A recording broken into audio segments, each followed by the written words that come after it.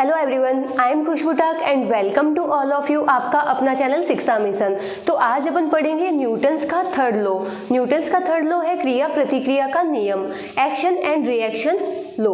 तो यहाँ पे अपन देखते हैं नियम, प्रत्येक क्रिया के बराबर व विपरीत दिशा में प्रतिक्रिया होती है। क्रिया व प्रतिक्रिया सदैव दो अलग अलग पिंडों पर लगती है। तो यहाँ पे अपन को बता रहे हैं जो एक्शन और रिएक्शन होती है, क्रिया व प्रतिक्रिया होती है, वो हमेशा दो अलग अलग पिंडों पर लगती है और प्रत्येक क्रिया के बराबर व विपरीत दिशा में वापस प्रतिक्रिया लगती है। वहाँ पे एग्जाम्पल दे रखा है व्यक्ति का चलना। तो जब व्यक्ति चलता है तो वो अपने पाँव से जमीन को पीछे की तरफ धकेलता है, तो अपन फोर्स लगा रहे हैं जमीन पे और जमीन को पीछे की तरफ धकेल रहे हैं, तो जमीन भी अपन पे वापस फोर्स लगाएगी, जमीन अपन को आगे की तरफ धकेलेगी। तो यहाँ पे हो गया एक्शन एंड रिएक्शन। अपन ने फोर्स लगाया जमीन पे और जमीन वापस अपन पे फोर्स लगा रही है, लेकिन जो दोनों फोर्स है वो विपरीत दिशा में लग रहे हैं। अपने द्वारा फोर्स लग रहा है जमीन पे और जमीन द्वारा फोर्स लग रहा है अपन पे, तो फोर्स दोनों बराबर हुए लेकिन फोर्स हमेशा लग रहे हैं विपरीत दिशा में। सेकंड एग्जांपल देखते हैं नाव चलाना। तो जब नाविक नाव चलाता है तो वो पानी को पीछे की तरफ धकेलता है, तो जब अपन पानी को पीछे की तरफ धकेलते हैं तो पानी अपन को वापस आगे की तरफ धकेलता है, उसी वजह से नाव चलती है। तो यहाँ पे भी हुआ एक्शन एंड रिएक्शन। अपन ने एक्शन किया और पानी को पीछे की तरफ धकेला, तो पानी ने वापस रिएक्शन किया और अपन को आगे की तरफ धकेला, तो नाव आगे बढ़ जाती है। ऐसे ही है तैरना। जब अपन स्विमिंग करते हैं तो अपन हाथों से पानी को पीछे की तरफ धकेलते हैं और पानी अपनी बॉडी को वापस आगे की तरफ धकेलता है, तो इस प्रकार से स्विमिंग होती है। तो ये हो गया F(1)2 is equal to minus of F(2)1। F(1)2 है दूसरी वस्तु द्वारा पहली वस्तु पर लगने वाला बल और F(2)1 है पहली वस्तु द्वारा दूसरी वस्तु पर लगने वाला बल। ये बल हमेशा बराबर होते हैं, लेकिन यहाँ पे माइनस का साइन आया है। ये माइनस का साइन बता रहे हैं कि ये जो बल लग रहे हैं ये विपरीत दिशा में लग रहे हैं। यहाँ पे लग रहा है दूसरी वस्तु द्वारा पहली वस्तु पर लगने वाला बल बराबर होगा पहली वस्तु द्वारा दूसरी वस्तु पर लगने वाले बल के बराबर, लेकिन इन दोनों की जो डायरेक्शन है, इन दोनों की जो दिशा है वो अलग अलग होगी। तो ये अगर इन दोनों फोर्स का अगर अपन सम कर ले तो अपन को सम मिलेगा इसका 0। फिर यहाँ पे कुछ पॉइंट दे रखे हैं, क्रिया प्रतिक्रिया हमेशा दो अलग अलग पिंड पर लगती है। तो जो एक्शन और रिएक्शन फोर्स लगता है वो हमेशा दो अलग अलग पिंड पे लगता है, दो अलग अलग ऑब्जेक्ट पे लगता है। जैसे अपन आगे चल रहे हैं तो अपन जमीन को पीछे की तरफ धकेल रहे हैं, तो ये एक अलग ऑब्जेक्ट हो गया। अब जमीन वापस अपन पे फोर्स लगा रही है तो अलग ऑब्जेक्ट हो गया। तो दो अलग अलग ऑब्जेक्ट पे क्रिया और प्रतिक्रिया बल काम करते हैं। क्रिया प्रतिक्रिया बल समान प्रकार के होते हैं। तो जो फोर्स लगता है एक्शन और रिएक्शन फोर्स होता है वो सेम टाइप का होता है। ऐसे नहीं है कि एक्शन अलग टाइप का फोर्स है और रिएक्शन अलग टाइप का फोर्स है। एक्शन और रिएक्शन फोर्स सेम टाइप के होते हैं। बल हमेशा जोड़े में पाया जाता है। जो एक्शन और रिएक्शन फोर्स है वो पेयर में पाया जाता है। फॉर एग्जाम्पल यहाँ पे एक एग्जाम्पल दे रखा है, यहाँ पे ये अर्थ है और यहाँ पे एक ऑब्जेक्ट है, उसका मास अपन को गिवन है m। अब ये जो अर्थ है इस मास को mg से नीचे की तरफ खींच रही है, तो यहाँ पे ये ऑब्जेक्ट है ये भी इस अर्थ को mg से ऊपर की तरफ खींच रहा है। तो यहाँ पे दोनों पे फोर्स लग रहा है। जो अर्थ है, अर्थ इस ऑब्जेक्ट को खींच रही है नीचे की तरफ mg से, और ये जो m ऑब्जेक्ट है ये अर्थ को ऊपर की तरफ खींच रहा है। तो यहाँ पे अपन देख रहे हैं जो फोर्स लग रहा है दोनों सेम टाइप का फोर्स है, और जो फोर्स है वो अलग अलग ऑब्जेक्ट पे लग रहा है, इस पे लग रहा है और इस पे लग रहा है, तो दोनों अलग अलग ऑब्जेक्ट है और जो फोर्स है वो पेयर में पाया जाता है। पहले ये नोट डाउन कर लो, फिर इस पे कुछ क्वेश्चन करते हैं। नेक्स्ट क्वेश्चन देखते हैं। तो नेक्स्ट क्वेश्चन है फाइंड टेंशन इन स्ट्रिंग। तो यहाँ पे अपन को एक सरफेस दे रखा है, सरफेस से एक स्ट्रिंग को बांध रखा है और ये जो स्ट्रिंग का जो एंडिंग पॉइंट है यहाँ पे 20 kg का जो एक बॉक्स है उसको अपन ने यहाँ पे लगा रखा है।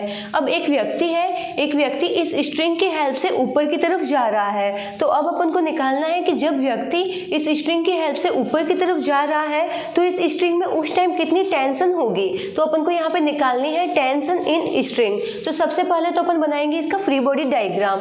तो अपन फ्री बॉडी डायग्राम बनाने के लिए बॉडी को एज्यूम करते हैं पॉइंट मास। तो यहाँ पे अपन 20 kg को एज्यूम करेंगे पॉइंट मास। अब इस पे कौन कौन से फोर्स लग रहे हैं अपन उनको मेंशन करते हैं। तो इसका जो वेट है, वेट एक्ट करेगा डाउनवर्ड डायरेक्शन में, तो इसका वेट हो गया डाउनवर्ड डायरेक्शन में mg, वेट होता है mg, m गिवन है 20, तो इसका वेट हो गया 20g। अब जो ये बॉक्स है, बॉक्स बंधा हुआ है इस स्ट्रिंग से, स्ट्रिंग में लगेगी टेंशन, और टेंशन हमेशा होती है अवे फ्रॉम पॉइंट, ऊपर की तरफ, तो यहाँ पे टेंशन एक्ट करेगी ऊपर की तरफ, टी टेंशन। अब जो ये व्यक्ति है, ये व्यक्ति ऊपर की तरफ जा रहा है, तो ये एक्सेलरेट हो रहा है ऊपर की तरफ, तो एक्सेलरेशन अपन को मिल रहा है ऊपर की तरफ, तो यहाँ पे एक्सेलरेशन मिल रहा है ऊपर की तरफ, और एक्सेलरेशन की वैल्यू अपन को गिवन है 2 मीटर पर सेकेंड स्क्वायर। अब इसके लिए अपन इक्वेशन लिख देंगे। तो जिस साइड में बॉडी एक्सेलरेट होती है उस साइड के फोर्स को पॉजिटिव और उसके जस्ट ऑपोजिट फोर्स को नेगेटिव कंसीडर करते हैं। तो ये वाले फोर्स हुए पॉजिटिव और ये वाला फोर्स हुआ नेगेटिव। अब बनाएंगे अपन इसके लिए इक्वेशन। तो इसको लिखते हैं अपन T minus 20g is equal to net force बराबर होता है एम ए के। अपन ने सेकंड लॉ में पढ़ा था नेट फोर्स बराबर होता है एम ए के। एम गिवन है यहाँ पे अपन को 20, तो यहाँ पे लिख देंगे 20, और ए अपन को गिवन है 2 मीटर पर सेकंड, तो यहाँ पे लिखेंगे अपन 2। अब इसको सॉल्व कर लेंगे। जी की वैल्यू अपन यहाँ पे 10 कंसिडर करेंगे, तो T minus 20 into 10 is equal to 40।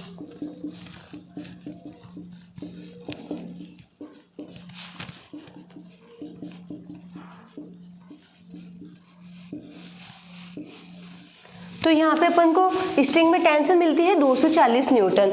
जब एक स्ट्रिंग सरफेस से बंधी हुई है और यहाँ पे नीचे 20 kg का बॉक्स है और व्यक्ति जब ऊपर की तरफ चढ़ रहा है तो इस स्ट्रिंग में 240 न्यूटन का टेंशन लग रही है, 240 न्यूटन का फोर्स इस स्ट्रिंग में एक्ट कर रहा है। तो जिसको नोट डाउन करना है नोट डाउन कर लो।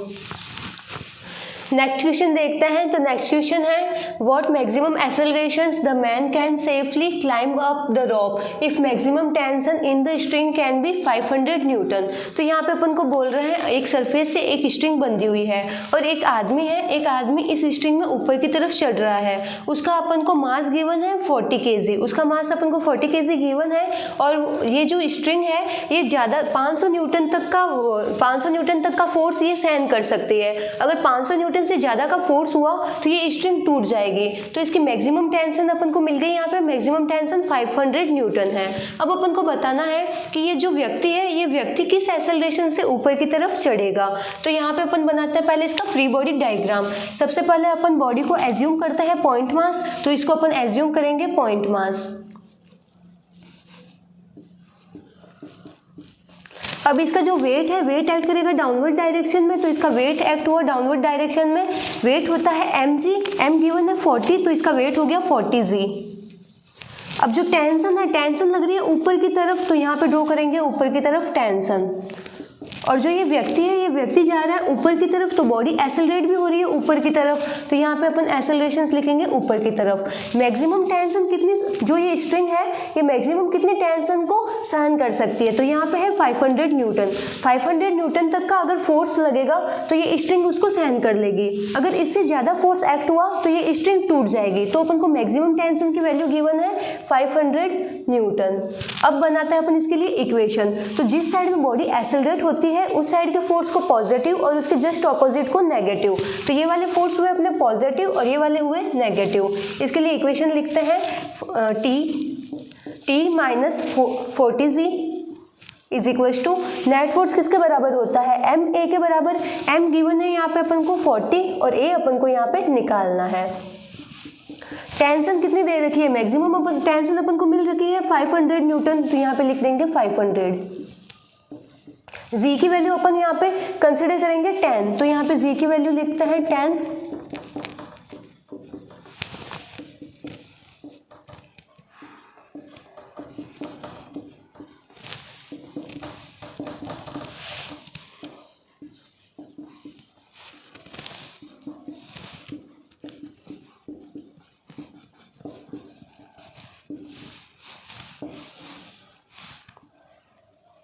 तो यहाँ पे अपन को एक्सेलरेशन मिला 2.5 मीटर पर सेकेंड स्क्वायर। जब एक व्यक्ति जिसका मास अपन को गिवन है 40 kg और एक स्ट्रिंग में ऊपर की तरफ चढ़ रहा है और स्ट्रिंग की अपन को मैक्सिमम फोर्स दे रखा है 500 न्यूटन। 500 न्यूटन तक का ही फोर्स है जो स्ट्रिंग सहन कर सकती है। अगर उससे ज़्यादा फोर्स एक्ट हुआ तो स्ट्रिंग टूट जाएगी, ब्रेक हो जाएगी। तो उस टाइम अपन को बताना है उस व्यक्ति का एक्सेलरेशन कितना होगा। तो यहाँ पे अपन को एक्सेलरेशन मिलता है 2.5 मीटर पर सेकेंड स्क्वायर। ये जो व्यक्ति है 2.5 मीटर पर सेकेंड स्क्वायर के एक्सेलरेशन से ऊपर की तरफ बढ़ेगा। तो यहाँ पे अपन के होते हैं न्यूटन्स के सारे law complete, first law, second law, third law. अब आगे करेंगे अपन इस पे बेस्ड कुछ न्यूमेरिकल क्वेश्चन। तो जो ये नोट डाउन करना चाहता है नोट डाउन कर लो। Thank you.